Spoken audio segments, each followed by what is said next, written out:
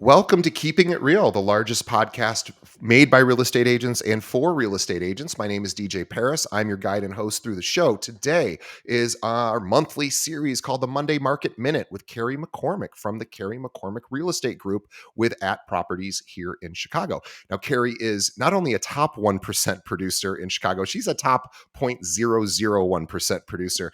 Over 20 years of experience helping buyers, sellers, and investors. In fact, Carrie is out of 46,000 realtors. She is routinely in the top 10 highest producing agents in the entire Chicagoland area. She is just crushing it. And a true superstar, an expert in everything from first-time home buyers, veteran investors, and luxury properties. She also works with a lot of developers and is often chosen to represent their high-end developments. I actually live in one of Carrie's developments, so I'm a big fan of Carrie, and I'm so grateful because not only do I have a great show because of her, I have a place to live because of her. So I am very happy to know Carrie. But please, everyone else, visit Carrie at her website, carriemccormickre.com. Most importantly, follow her on Instagram. She is the queen of Instagram and does it all herself. And it's truly remarkable. We have agents at our firm who don't even know that I know Carrie, who come up to me and are like, oh my God, have you ever seen Carrie McCormick's Instagram? She does incredible things with drones, and just your videos are insane. So it's Carrie McCormick Real Estate. We'll have a link to both of those in the show notes. Please follow her. Carrie, welcome once again to the show. Thank you. That's quite the introduction, and I appreciate it. Well, I think about you a lot because when I go home, I'm like, the only reason I know about this is years ago, you were like, oh, I have this development coming up. And I was like, I'll go support my friend and go check it out. I had no intention of buying anything. And then like 6 months later, I was buying it. And it's like, was one of the best decisions I've ever made. Oh, I'm Probably, so maybe. happy. Oh, I love it. I love it. So anyway, big fan of yours, of course. What do we want to talk about today? So I was going to focus on a few things. The first part I'd like to focus on is just with our sellers and our buyers, with sellers getting their homes ready for the market. And then on the other side of it is what buyers are looking for when they're out. Obviously we're trying to match the two. So the seller's selling, buyer's buying. And what do we need to do to prep everyone for the market? So that's the first half I want to talk about. And then the second half is going to be talking about other markets. So I'm in Chicago and working with other brokers in other markets. So first off, over the last couple of years, I call them Instagram homes. Everyone's becoming so spoiled with looking at homes on Instagram or HGTV or whatever it is, and they want everything perfect, right? So what we've been doing with the sellers, things have been dated in homes, right? And furniture's dated, the finishes are dated. So I've been taking a little bit more time with my sellers of prepping the homes. It's a lot of work. It's a lot of hard conversations to have with sellers, whether it's the paint color, it's the lighting, the furniture, because it's personal to them. So, curating a group of people that can come into the home and help have that conversation, right? There's a company here in Chicago. I think they might be actually national. It's called Curbio, which has been phenomenal. That comes in and they will put a quote together for the home. A lot of success stories around this of, again, just simple painting, lighting, staging the home makes a world of a difference of time on the market, and then also, of course, their purchase price. I've had sellers that push back against this of like, no, my house looks great. I'm spend any money on it. And the house it lingers on the market, right? It doesn't get the price that we want it to. So it's the hard truth that we've got to tell sellers. So I would say is put that investment in, as a broker, of educating the sellers of what does it mean to them. And then also show them stats, show them success stories of what's happened. It takes a few additional weeks to get all of that work done, but it's definitely worth it. So in the place I live that you represented, we have all white finishes, which is super still modern and cool and lovely. And at some point, maybe it won't be cool anymore, right? Like 20 years from now, people will be like, why did everyone go all white? But I love it. But in 20 years, I might have to consider making adjustments if I want to sell it, because maybe that won't be in vogue.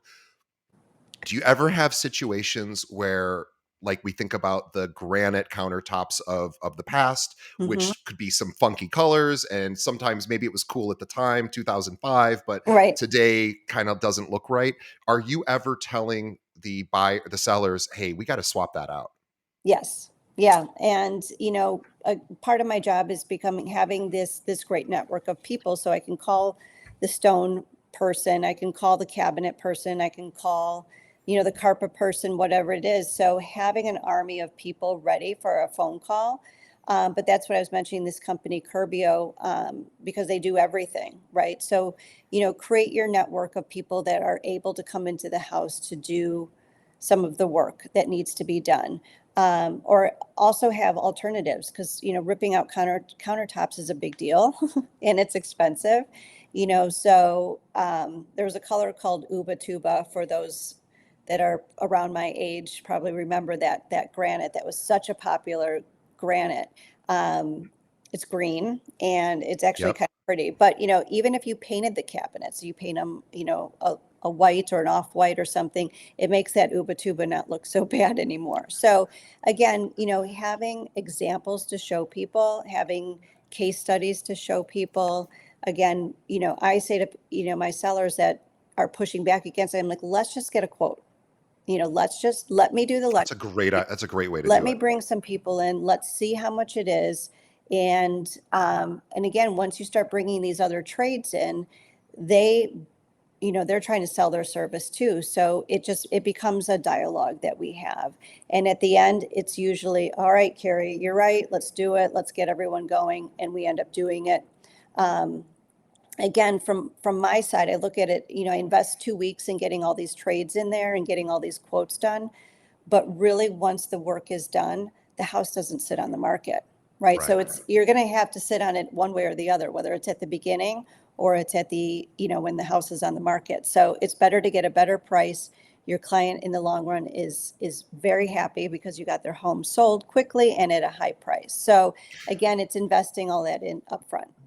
Yeah, it's so funny if I think back to like how social media, especially Instagram, works currently, where we have a photo we want, or we'll talk about a photo we want to share, and we click we tap on the phone, and it enhances the image and it makes it look even more perfect than Mhm. maybe the shot we took, or we take a picture of ourselves and we smooth out the wrinkles or whatever we do, whiten our teeth and all those things you do afterwards, and people are used to seeing that perfection Yeah. now without doing any work to get to the perfection.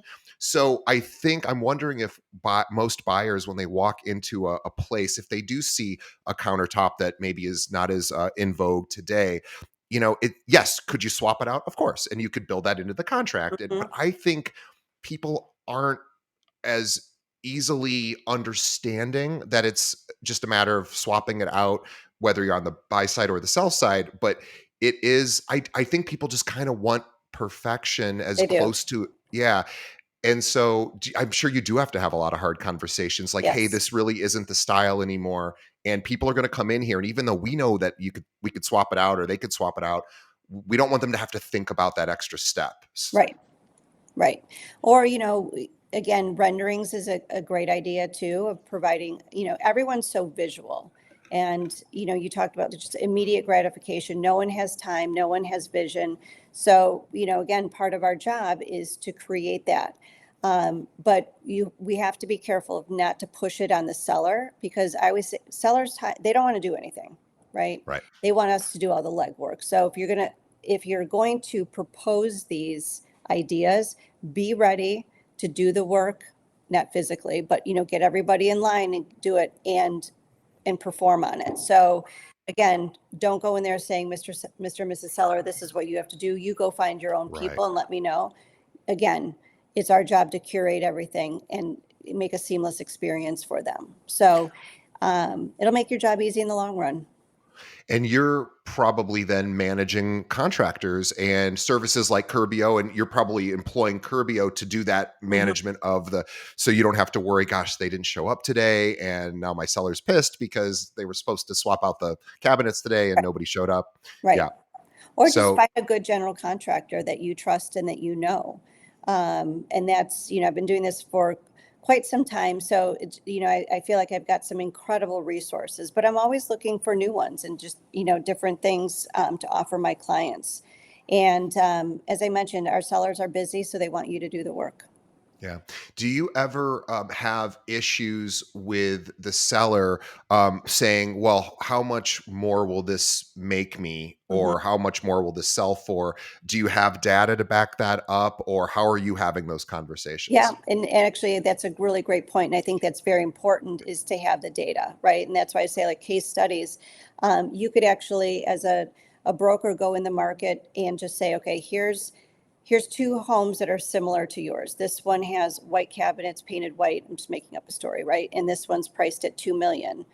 This home has cherry cabinets and Ubatuba countertops, and it's priced at 1.7. So there's a 300,000 delta there. Let me get a quote. If the quote comes in at 150, right, Kind of a no brainer. then Yeah. it's kind of a no-brainer. So again, you do have to lay it out for them and show them what the value is. And again, you have to be very careful because you have to make sure that your numbers are right. You don't want your client to spend $150,000 and they're like expecting you to get, double or whatever it is. So you do have to be very careful with your data, but it's super important. What about sellers? Or sorry, so that's we talked about what buyers want. What is it that sellers? Why is there anything else that for example, what are sellers looking for? You mean buyers? Well, yeah, I mean, so when you work with sellers, it's more about Mhm. just getting the house ready. Actually, back to sellers for a second.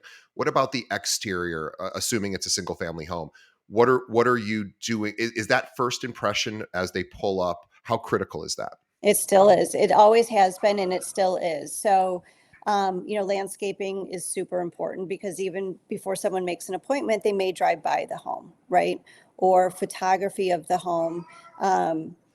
Is going to be super important to have, greenery. So yes, I'm absolutely telling them to make sure that they, have landscaping done. If there's any paint that's chipped out there, it's the first impression. And when someone walks into a house and, the front porch is all chipped up or something, it just shows them of what the interior is going to look like. So Right. absolutely. Um, you know, I would let's well actually let's transition because I think that's good. Basically just making the case for improving the home so that it sells faster and for more Mhm. money. I mean, it's really just that simple. But as I'm thinking about all the people you have to manage for that, that is quite a task. But it's obviously it's what your job is, and it's probably why you're so successful. Is you're willing to say, I'll help you with figuring all this out. Um, and did that skill take a long time to develop about what to improve, how to sort of have that conversation? I imagine that probably took years to develop.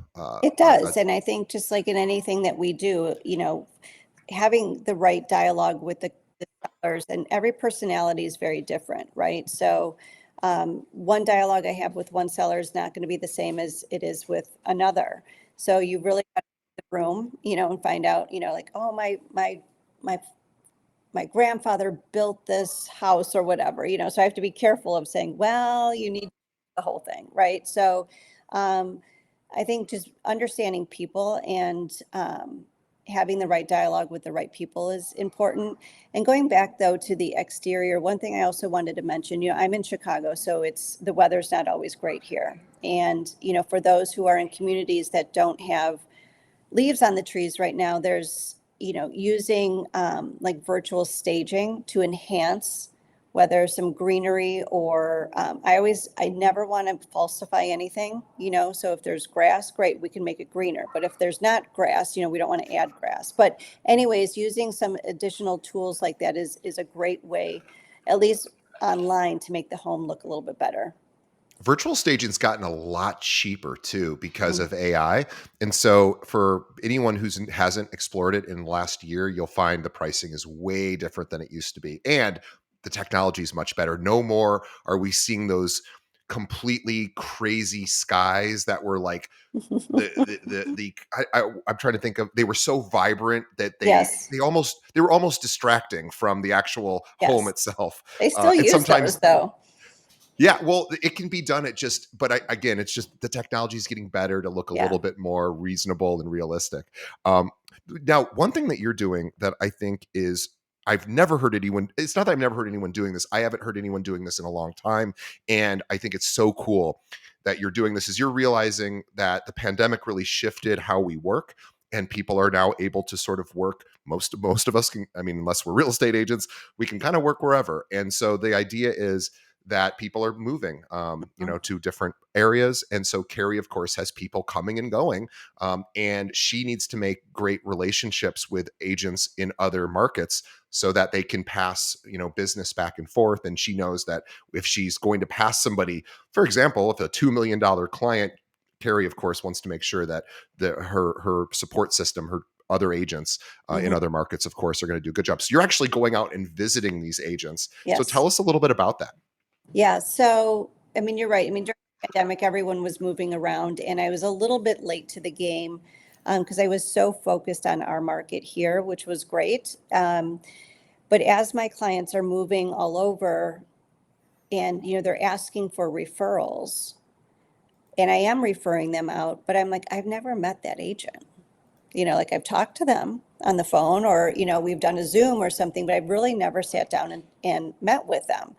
Um, And so what I started to do, just as you had mentioned, is fly out to what I call our key feeder states. So a lot of people in Chicago moved to Arizona, they moved to Florida, they moved to Tennessee, they moved to Colorado. So I found a few agents out there and I go meet with them face to face, right? I mean, there's nothing better than sitting down with somebody and having lunch with them or dinner and talking about their business and them getting to know you, and more importantly, me getting to know them. What other benefit from that is understanding their markets, right? So I love to take a tour. Let's just use like Palm Beach as an example. Take a tour in their communities. What are they selling? What does the housing inventory look like there? What do they do for marketing? How do they sell a home? So I've gone on not listing appointments, I've gone on showings with them. So it's just interesting to hear, again, they're not my competition because they're in a different market, but how do they tour a home with a client? So you're never not learning, right? So it's You, been, you, pro- you probably get to see other people's, the way they do presentations, and it probably also gives you tips, even though you have a great style of your own. But you probably do learn things from Mhm. some of these other top agents in other areas. Like Yeah, we've had people on the show who sell 20, 30, $40 million homes. And I would love to just be a fly on the wall of what it's like when that team of for the buyer pulls in and it's seven people and they got to like sort of manage all seven of these people and make sure all seven of them are like, this is a great home to buy. right. And I've talked to those agents and they're like, that is a whole skill in and of itself. I'm sure you've dealt with that as well, where you've had multiple people that are involved in the transaction on your side. But it must be exciting to see other agents in other markets do that. Have you ever thought about possibly even serving another market? I know you're too busy to even consider that, but no, she's shaking her head. No, she is too busy. I made the mistake of asking Carrie when I got on here because we're actually recording this on a Friday. I'm like, what are you doing this weekend? And she just like looked at me like, what are you kidding? And I was like, oh, that's right. You're going to It's be the doing. weekend. I don't even know what day it is.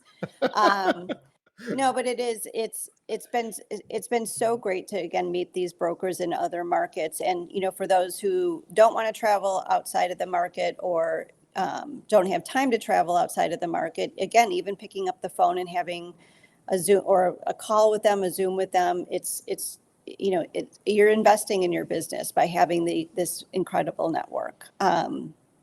Even like again, an example is an agent in Arizona gave me a referral. She said, my client lives in Arizona. They have a place in Illinois or in Chicago and they want to sell it. And, I'd like to refer you. I said, okay, great. I went to the home, took a look at it, and they don't live here anymore. So they've relocated to Arizona. So what I did is like, okay, great. We love it. Love your presentation. Send us the paperwork. And I said, you know what? I'm going to come meet you. So I flew from Chicago to Arizona to meet the seller to sign the listing paperwork in person. And I mean, it was a big listing, number one. But number two, you have no idea how thankful that seller was because I didn't have to go out there. I had the business, right? DocuSign works just fine. But I thought, I knew that this seller was extremely connected. I knew the broker was, I don't say taking a chance on me, but the broker hadn't met me. So it Right. was, I did a 2 for 1. I, got to sit down and have dinner with the broker and meet that seller in their own home. So it was just, again, it's doing these little things in your business that are going to make such a big difference. Yeah, and most agents who are making connections in other markets with agents for referral purposes are not traveling to those other markets to meet. And you're right. They probably get calls all day long from agents all over the country saying, "Hey, let's connect." But when you meet them in person, obviously that connection just gets a lot deeper, a lot quicker. Yeah. So that's a great tip. I think that's a great place to wrap up. So maybe everyone who's listening can think of one feeder market that your either people come or go to in your local area. Where are they moving to? And consider, taking a trip down there. And you know, build it into your budget. Go down there and say, "Hey, I really want to build a strong relationship. I'm willing to come down here and meet you and hang out with you and see if we'd be a good fit." And then you can meet like probably five. You could probably meet 10 agents in a couple of days and really get a sense of who's the best fit. And that's what we should do for anything, right? Like most buyers and sellers choose the first realtor they meet. So we know that it's probably a good idea to get a few offers when you're meeting with doctors or attorneys or lawyers. So this is an opportunity for you to not just look at Zillow and say who's the biggest agent in that area, but actually go, "Hey, I want to come meet you," and spend Right. a few $100s to do it. I want everybody to follow Carrie on Insta. First of all, before we get to that, if you are somebody who has clients that move into the Chicagoland area and you want to have them work with somebody who is considered a legend, and when I say that, Carrie sort of winces because she doesn't like to think of herself that way, but everyone else here thinks of her that way. So I'm going to call her a legend. If you want to have your clients work with a legend, Carrie's the right person. So please consider reaching out to her and developing a relationship directly with her, and perhaps you guys can do some business back and forth. So, what's the best way if anyone wants to work with you that they should reach out? Yeah, so I'm a big phone person, so call me at 312-961-4612 or send me an email at Carrie, Carrie, at properties.com. Awesome. And also follow her on Instagram. I am not kidding when I say her Instagram is the best I've seen. Although I will tell you, Carrie, there is somebody who is right on your heels, and it's for a totally different reason. I can't remember the person's name, but he is a guy in New York or Long Island. I don't know if you've seen this guy yet. He is hysterical. He's like straight off of like casting for The Sopranos, and he plays that part, and it's Oh, hilarious. I got to But find out who that is. oh, I'll send it. I'll talk about it on a future episode. Everybody can Okay. watch it. Oh my god, and he doesn't mean to be funny. He just is that guy. And you figure like maybe he just whacked somebody and now is That's so selling funny. homes. But Carrie's is actually amazing, and what she does, some of her penthouses that she's represented, she does really really cool videos for. So go check it out. It's awesome. It's very elegant. It's cool. It's captivating, compelling, and every agent can learn a lot from watching your Instagram. All right, Carrie McCormick RE is where you find that, or Carrie McCormick Real Estate rather, and we'll have a link to that in the show notes. Reach out to Carrie at properties.com if you want to chat with her, and she also amended her phone. So, Carrie, thank you for again being on our show for many years now. And this is the weekend time. So now it's crunch time for you. So I'm going to let you enjoy the little time you have before you have to start cranking it out with your clients this weekend. But I'm going to do nothing this weekend. So you Good can for envy you. me. But I'm also going to earn no money this weekend. So so I think I'd rather be busy, but I'm going to relax. Anyway, everyone have a wonderful time. Carrie, thank you for being on the show on behalf of the audience. By the way, we are coming up on, I don't even know how many episodes, 600 something now. Oh my God. So we are super grateful to everybody for sticking around, telling a friend about the show. Please continue to do that. Any new agents or any agents in your office that don't know about our show, please let them know and hit that subscribe button. We appreciate it. All right, Carrie, we will see you on the next episode, and everyone else as well. Thanks. All right. Thank you.